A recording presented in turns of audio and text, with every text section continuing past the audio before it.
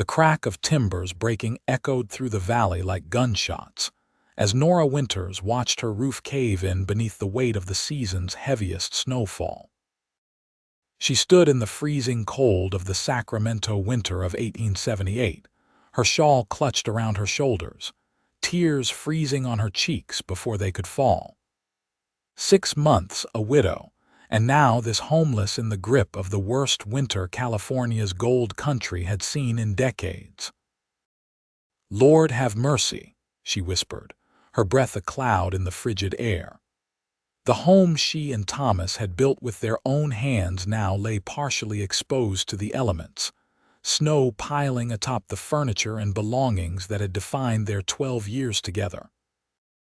At 28, Nora had already weathered more heartache than most, but this threatened to break her completely. Sacramento wasn't usually known for heavy snowfall, but this winter had been cruel and unrelenting. The mining settlement in the foothills outside the main city, where Nora lived, had been hit particularly hard. The collapse of her roof was the final blow in a series of misfortunes that had begun with Thomas's death in the mine collapse last summer. Nora pulled her woolen shawl tighter, her fingers numb from the cold. She had nowhere to go. Her nearest neighbors, the Donnellys, lived 3 miles down the road, and with night falling and the snow still coming down, attempting the journey would be foolhardy at best, fatal at worst. She approached the house cautiously, snow crunching beneath her boots. Perhaps the bedroom at the back was still intact. If she could salvage some blankets and build a fire in the stone fireplace that formed the center of the house, she might survive the night. As she maneuvered around the collapsed section, the sound of approaching hoofbeats made her turn. A lone rider emerged from the snow-laden trees, his broad-shouldered silhouette growing larger as he approached. Instinctively, Nora reached for the small revolver she kept in her apron pocket, another legacy from Thomas, along with his stern warning never to trust strangers, especially men, out here in the wilderness. The rider slowed his horse as he took in the scene: the collapsed roof, the woman standing alone in the snow. He removed his hat, revealing a face weathered by sun and wind, though he couldn't have been much older than 35. His eyes, piercing blue even in the fading light, assessed the situation with a quick glance. "Madam," he called out, his voice deep and clear in the still, cold air, "looks like you've had some trouble." Nora kept her hand on the revolver. "Who are you?" "Name's Reed Norton, madam. Was heading to the Morrison place for work, but I think I took a wrong turn at the fork." He gestured toward the broken roof. "That just happened. Not 10 minutes ago," Nora replied, relaxing her grip on the gun slightly. There was something straightforward about the man's demeanor that seemed trustworthy, despite Thomas's warnings echoing in her mind. Reed dismounted with the fluid grace of a man accustomed to long days in the saddle. Up close, Nora could see he wore the practical garb of a working cowboy: sturdy clothes, well worn but clean, with a sheepskin coat that had seen better days. "You got someplace to go?" he asked, leading his horse closer. "No," Nora admitted. "Neighbors are too far in this weather." Reed surveyed the damage again. "Back section looks intact. Mind if I take a closer look?" Nora hesitated, then nodded. She followed him as he carefully navigated around the house, testing the stability of the walls with experienced hands. "Main beam gave way," he said, pointing to where the heavy timber had cracked. "Too much weight from the snow, and I'd wager that wood had some rot in it. Your man should have." He stopped, noticing the flash of pain across her face. "My husband died last summer," Nora said flatly. "Mine collapse." Reed removed his hat again, holding it against his chest. "I'm sorry for your loss, madam. Mrs. Winters," she supplied. "Nora Winters, Mrs. Winters," he acknowledged.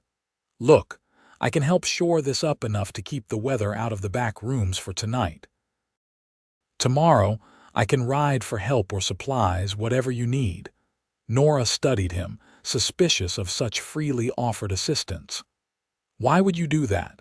Reed's expression remained open, honest. Because it's 20 degrees and getting colder, you've got no roof, and my mama raised me better than to ride away from someone in trouble. He gestured to the darkening sky. Besides, I wouldn't make it to Morrison's before dark now anyway. Practical considerations outweighed caution. Nora nodded slowly. There's a tool shed around back.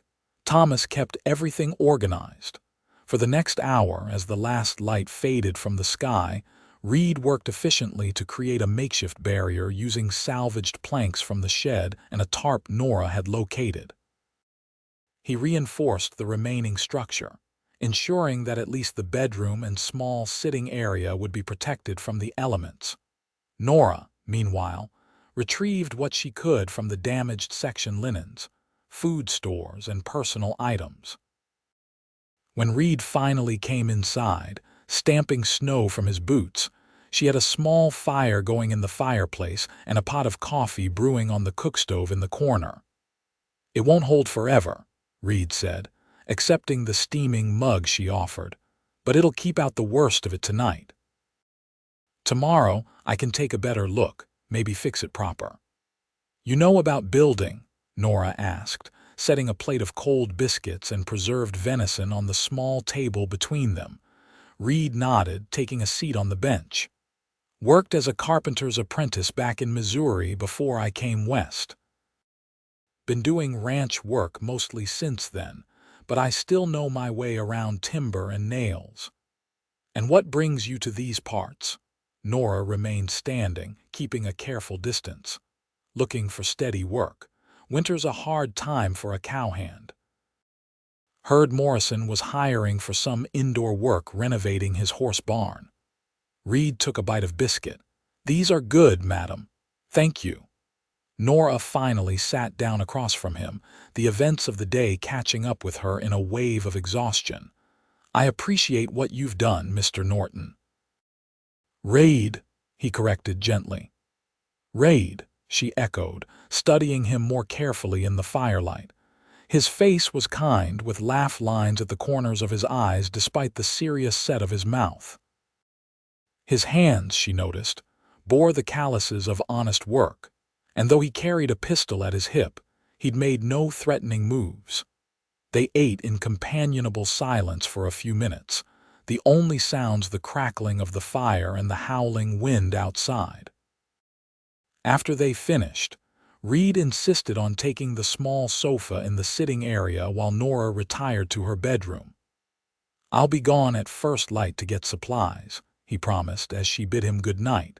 Nora nodded, though uncertainty flickered across her face. "There's a mercantile in town about 5 miles east.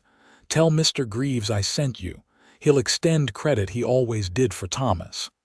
"I've got money," Reed assured her. "Don't you worry about that." That night, despite her exhaustion, Nora slept fitfully. The sounds of the house settling and the wind battering against Reed's makeshift repairs kept her on edge. Once, she thought she heard movement and tensed, her hand finding the revolver she'd placed beneath her pillow. But it was only Reed adding wood to the fire, his silhouette visible through the partially open door as he moved quietly. Careful not to wake her, morning brought clear skies and brilliant sunshine that made the snow-covered landscape glitter like diamonds. Nora awoke to the smell of coffee and the sound of movement in the front room. She dressed quickly and found Reed already preparing to leave, a list in his hand of materials he'd need. "I made some coffee," he said, nodding toward the pot. "Hope that's all right." "Thank you." Nora poured herself a cup, surveying him in the daylight. He looked more rested than she felt, his expression determined. "You don't have to do this, you know. I could manage somehow." Reed folded the list and tucked it into his pocket. "I've no doubt you could, Mrs. Winters. But there's no reason you should have to, not when I'm here and able to help." "Nora," she said suddenly. "Please call me Nora. A small smile lifted the corner of his mouth. "Nora it is, then." He donned his hat and heavy coat. "I should be back by midday with supplies." "Is there anything specific you need from town?" Nora thought for a moment, then shook her head. "Just the materials for the roof." With a nod, Reed headed out. Nora watched from the window as he mounted his horse and rode off, wondering if he would actually return, or if this had been an elaborate ruse to gain her trust, before disappearing with whatever valuables he might have noticed.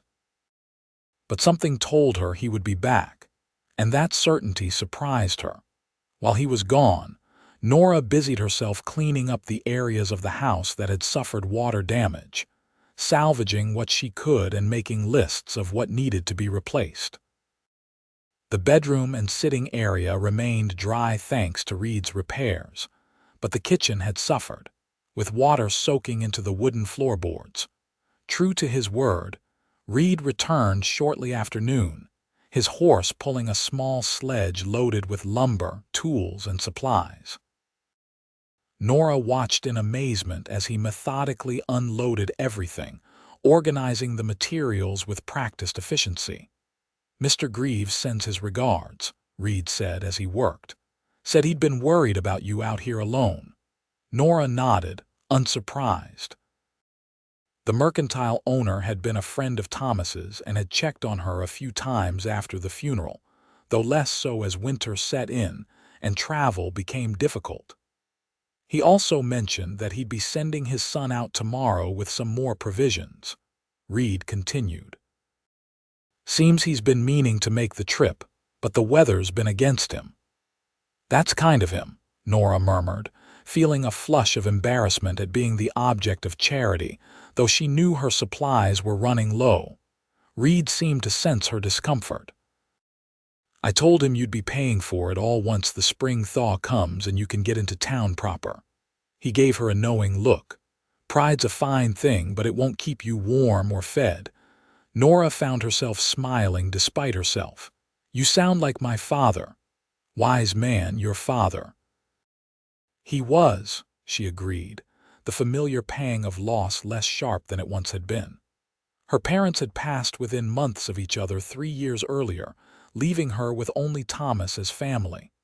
And now she had no one. Reed began working immediately, assessing the damage more thoroughly in the daylight and explaining his plans as he went. Nora insisted on helping, and he accepted her assistance without question, teaching her how to measure and cut the lumber, how to brace the damaged sections, and how to secure the new beams in place. They worked until the light began to fade, making significant progress, but nowhere near completion. The weather held, which was a blessing, but the temperature dropped rapidly as evening approached. "We'll have to continue tomorrow," Reed said, driving the final nail for the day. "But we've done good work. The structure's sound now, at least." That evening, as they sat by the fire eating a simple stew Nora had prepared, Reed told her about his life before coming to California. Born in St. Louis to a blacksmith father and a schoolteacher mother, he'd learned carpentry from his uncle before striking out west at 19, drawn by stories of adventure and opportunity. "Been wandering ever since," he admitted, staring into the fire. "Ranch work mostly, some mining, even tried my hand at driving cattle. Nothing seemed to stick." "What are you looking for?" Nora asked, genuinely curious. Reed considered the question. "Used to think it was fortune, then thought it might be adventure," he shrugged. "Now I'm not so sure. Maybe just a place that feels right." "And does this place feel right?" The question slipped out before Nora could stop it. Reed's eyes met hers, and something passed between them, an understanding, perhaps, or a recognition. "It's starting to," he said quietly. The next day brought more snow, light but persistent, hampering their efforts but not stopping them. Reed worked tirelessly, and Nora matched his determination, refusing to be a passive beneficiary of his help. By mid-afternoon, Young Billy Greaves arrived with a sled full of provisions from his father's store, his eyes widening as he took in the construction underway. "Pa said you had roof trouble, Mrs. Winters, but he didn't say it was this bad," the 16-year-old remarked as he helped unload the supplies. "It would have been worse without Mr. Norton's help," Nora replied, noticing how Reed ducked his head at the praise. Billy stayed for a cup of coffee before heading back, promising to tell his father that everything was under control. After he left, Reed and Nora returned to their work, pushing to finish as much as possible before the day ended. They fell into an easy rhythm over the next few days, working together during daylight hours and sharing meals and conversation in the evenings. Reed proved to be not just skilled but patient, explaining each step of the repair process and ensuring that the new roof would be stronger than the original. Thomas wasn't much for carpentry, Nora admitted one afternoon as they took a brief rest. He could swing a pickaxe better than any man in the mines, but ask him to hang a door and it was likely to fall off its hinges within a week. Reed chuckled. "Some men have a feel for it, some don't." He glanced at her. "You, on the other hand, have a natural talent. You'd make a fine carpenter's apprentice." Nora laughed, surprised by how good it felt. She couldn't remember the last time she had laughed genuinely.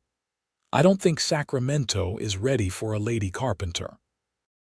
"Their loss," Reed said simply, and the sincerity in his voice made Nora look away, suddenly self-conscious. On the 5th day, they completed the roof.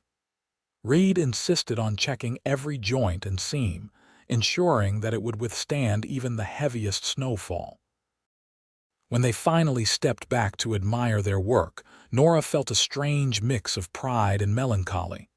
"It's done," she said, stating the obvious but needing to acknowledge the milestone. Reed nodded, his expression unreadable. "It'll hold now. Better than before, I'd wager." That evening, as they shared what had become a customary after-dinner coffee by the fire, the question that had been hanging between them finally surfaced. "I suppose you'll be heading to the Morrison place tomorrow," Nora said, trying to keep her voice neutral. Reed stared into his coffee cup. "I should," he agreed. "Already delayed longer than I planned." The silence stretched between them, filled with unspoken words. Nora found herself searching for a reason to ask him to stay, but pride kept her mute. "Though," Reed continued slowly, "with this weather, travel's still risky. And there's still work to be done here. The water damage in the kitchen needs attention, and that window in the back room is drafty." Hope flickered in Nora's chest. "There's no rush for those repairs." "Maybe not," Reed conceded, finally meeting her eyes. "But I'd feel better knowing they were done proper before I left," he hesitated. "That is, if you don't mind me staying on a bit longer." Nora felt a smile tugging at her lips.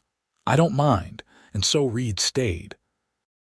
Days turned into weeks as he found more projects around the homestead that needed attention: the sagging porch steps, the leaky barn roof, the broken fence around what would be Nora's spring garden. Each repair gave him reason to remain, and each day in his company made Nora less eager to see him go. January gave way to February, and still Reed stayed. They established a comfortable routine, with Reed handling the outdoor chores while Nora maintained the household, though she often joined him in his projects, eager to learn and be useful. In the evenings, they would read from Nora's small collection of books, or Reed would teach her card games he'd learned in his travels. It was during one such evening, as a particularly fierce storm raged outside, that something shifted between them. Reed had been teaching Nora how to play poker, using dried beans as chips, and her naturally competitive spirit had emerged, much to his amusement. "You're a natural card sharp, Nora Winters," he declared as she won her 3rd hand in a row. "Remind me never to play with you for real stakes." Nora grinned, gathering the beans toward her. Perhaps I missed my calling. I could have made my fortune in the saloons instead of struggling to keep this place going. The men of Sacramento wouldn't stand a chance, Reed agreed, reshuffling the deck. Their eyes met across the table, and suddenly the teasing atmosphere changed, charged with something deeper. Reed set down the cards, his expression serious. "Nora," he began, then seemed at a loss for words. She waited, her heart pounding, afraid to hope but unable to stop herself. "I should have moved on weeks ago," he finally said. "Morrison's likely hired someone else by now." "I'm sorry," Nora replied automatically, though she wasn't sorry at all. Reed shook his head. "I'm not. I've never." He paused, gathering his thoughts. "In all my wandering, I've never felt as at home as I do here with you." The confession hung in the air between them, bold and vulnerable. Nora found herself unable to look away from his face, seeing there a longing that matched her own. "I've been alone a long time," she said carefully. "Even before Thomas died in many ways. He was a good man, but we grew apart over the years." It was the first time she'd admitted this aloud, and the relief of honesty washed over her. "These past weeks with you have been different." Reed reached across the table, his hand hovering near hers, an invitation rather than a demand. "Different how?" Nora placed her hand in his, her fingers trembling slightly. "Like waking up after a long sleep, like coming home after being lost." Reed's fingers closed around hers, warm and strong. "I don't want to leave, Nora. Not tomorrow, not ever if you'll have me."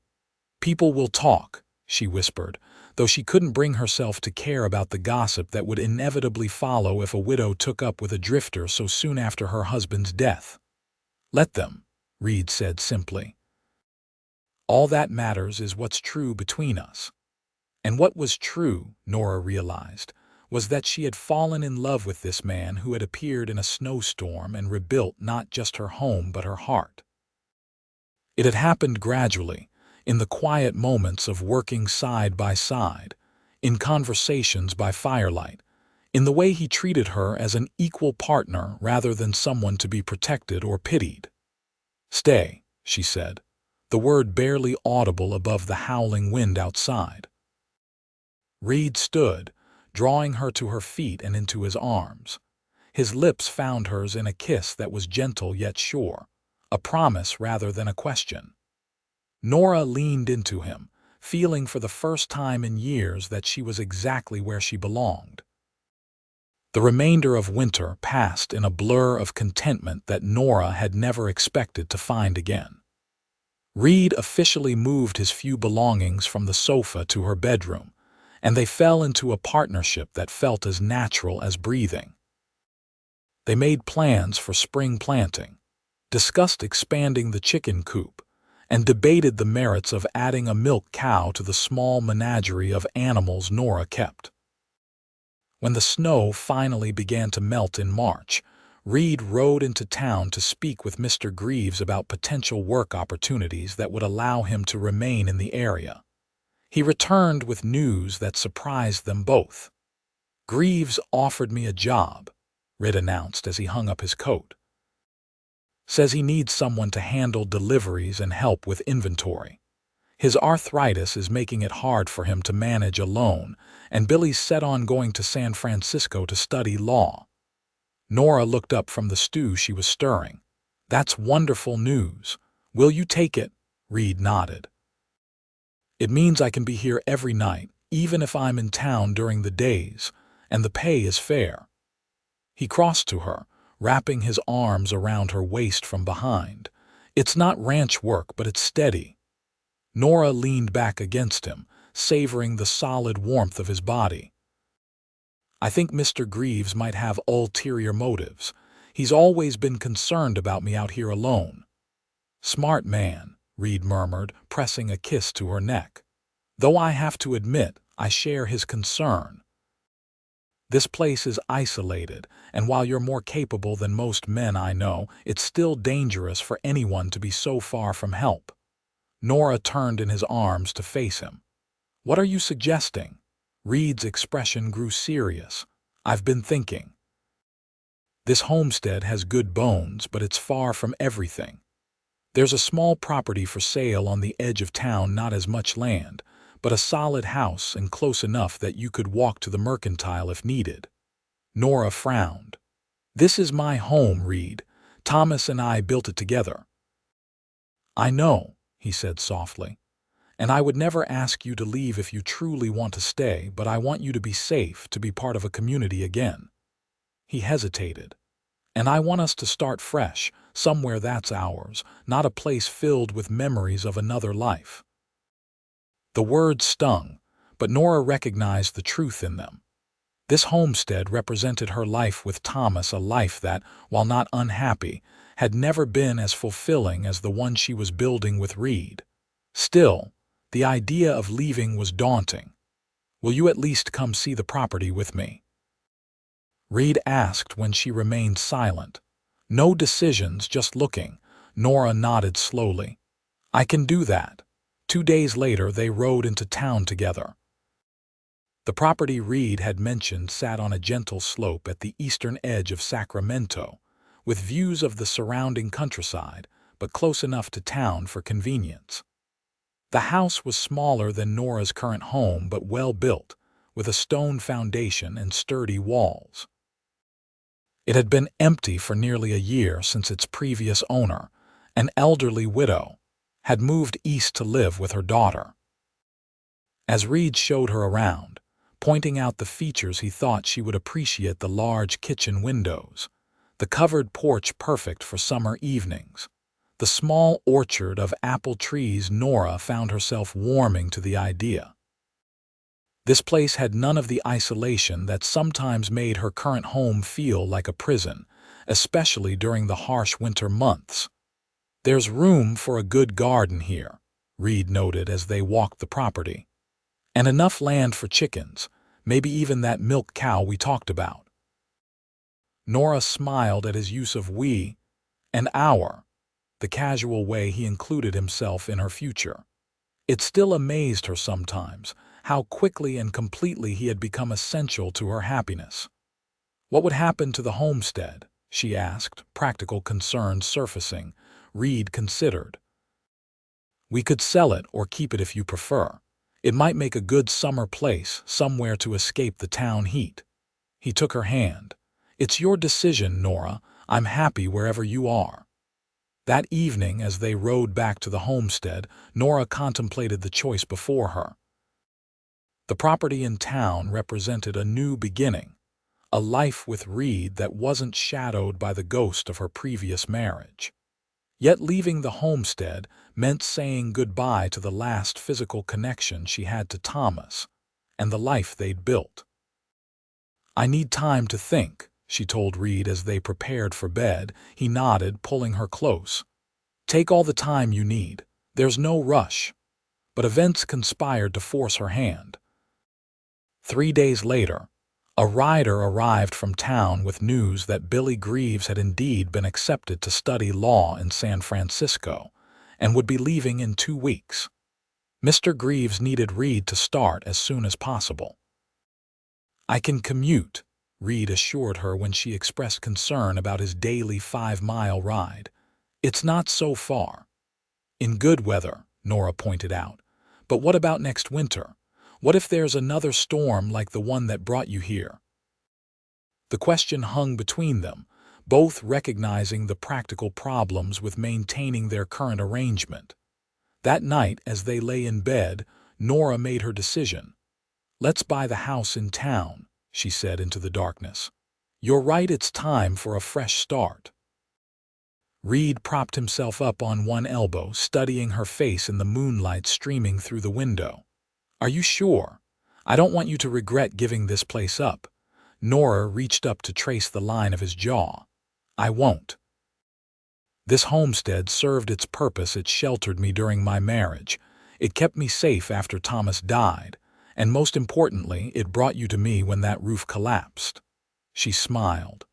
"But a home isn't about the walls and roof. It's about the people inside it."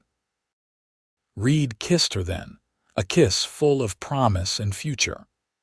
"We'll make that new house a proper home," he vowed.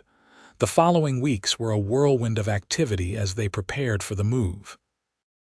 Reed began his work at the mercantile, riding into town each morning and returning each evening, while Nora sorted through belongings, deciding what to take and what to leave behind. They found a buyer for the homestead, a young family just arrived from Ohio with dreams of starting a farm in California's fertile soil, and the sale was arranged to close at the end of April.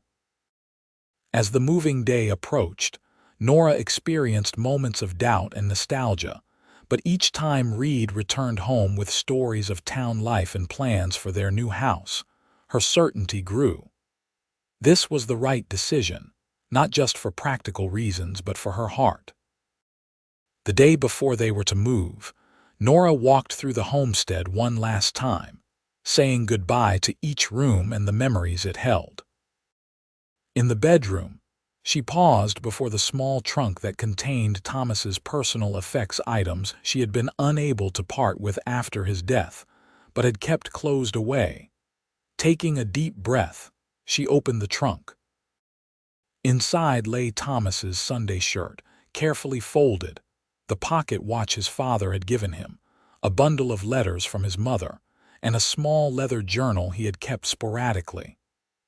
Nora lifted each item, acknowledging the life they represented, then gently returned them to the trunk.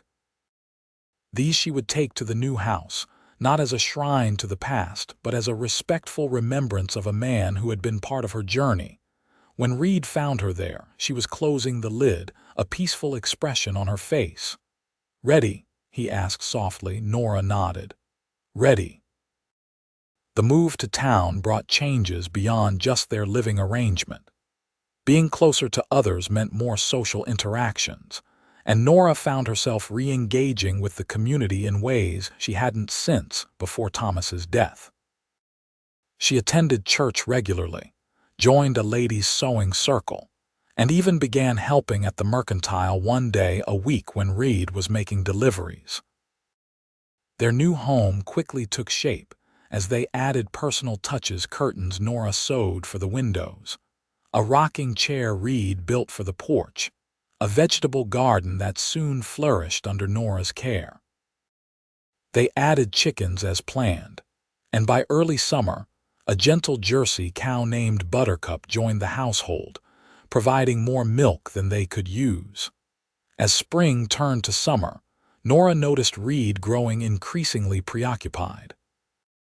He would sometimes fall into long silences or appear nervous without explanation.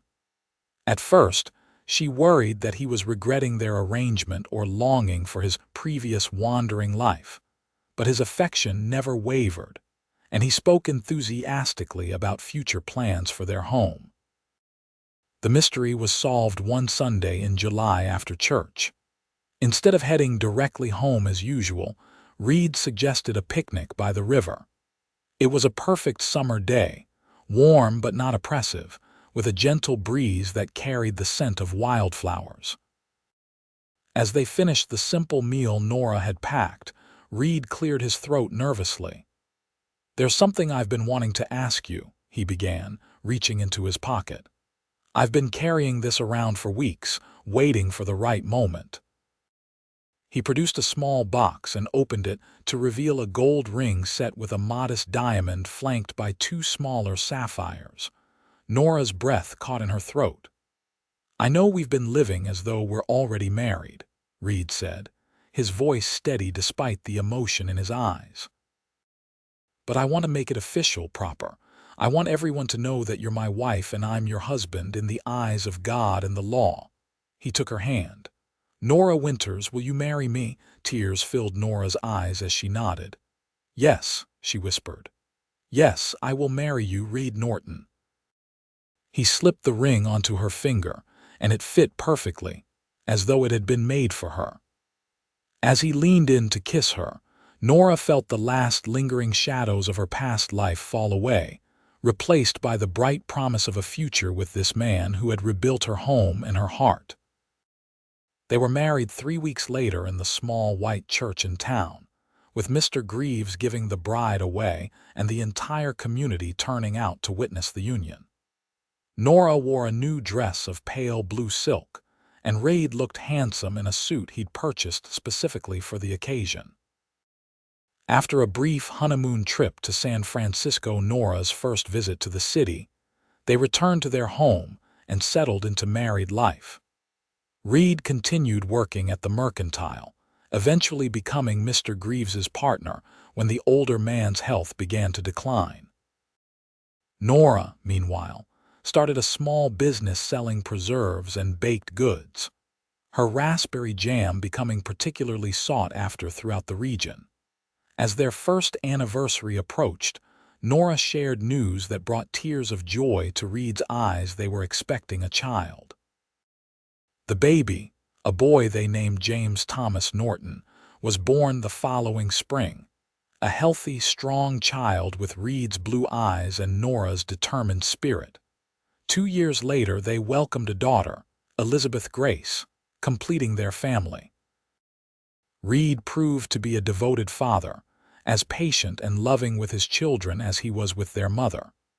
Together, they built a life rich in love and simple pleasures, their home a haven for family and friends alike. On the 5th anniversary of the day Reed had first arrived at Nora's homestead during that fateful snowstorm, they sat on their porch watching their children play in the yard as the sunset painted the sky in shades of gold and pink. "You ever miss it?" Reed asked, his hand finding Nora's. "The old place, I mean." Nora considered the question. "Sometimes I miss the quiet, the open space, but no, I don't truly miss it." She squeezed his hand. "Everything that matters came with me." Reed smiled, lifting her hand to his lips.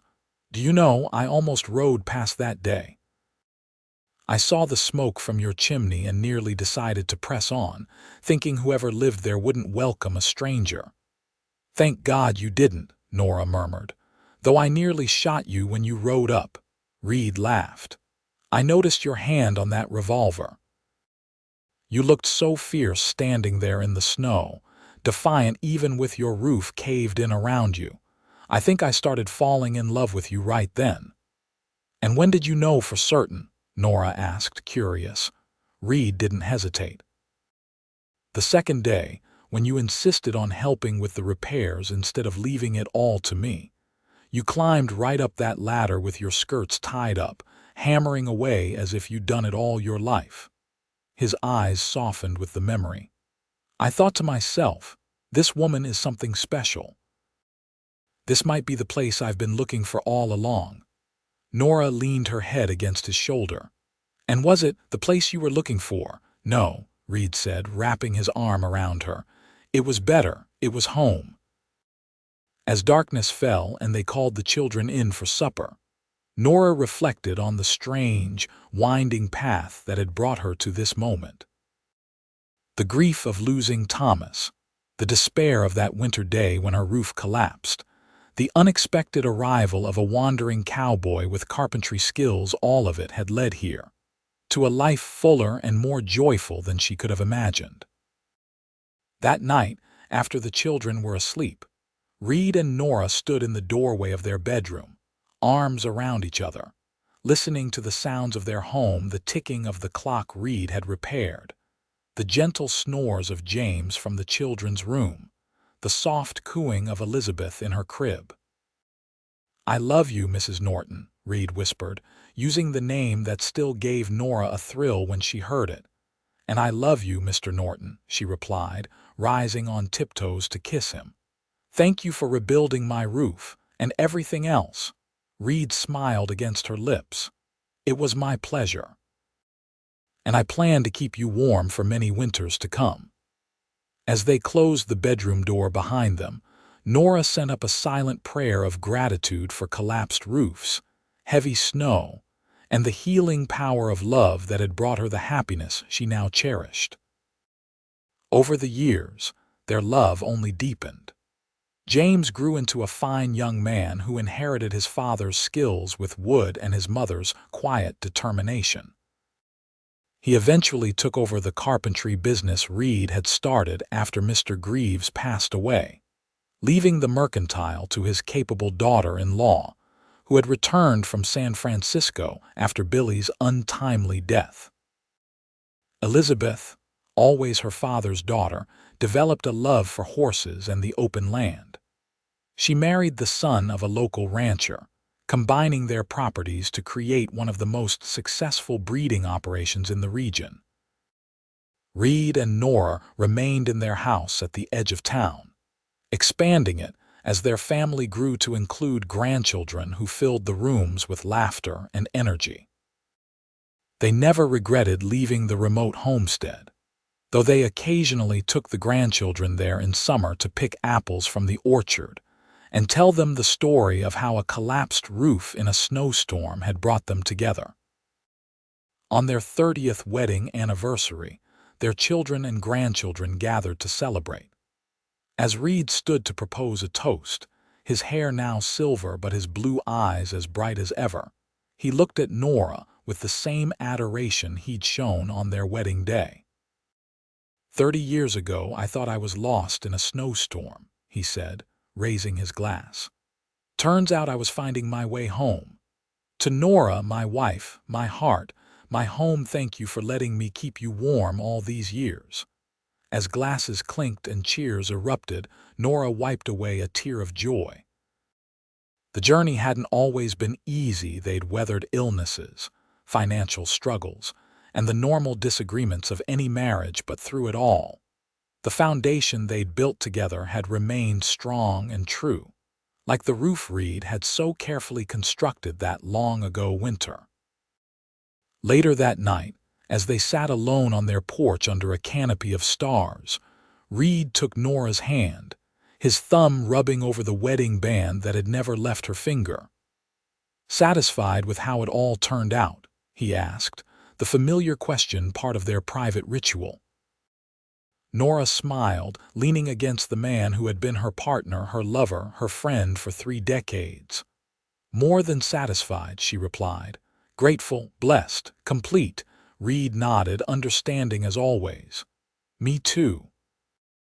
And as they sat together in comfortable silence, watching fireflies dance in the summer darkness, Nora thought about how sometimes the worst moments of our lives, a husband's death, a roof collapsing under heavy snow, can lead to the greatest blessings.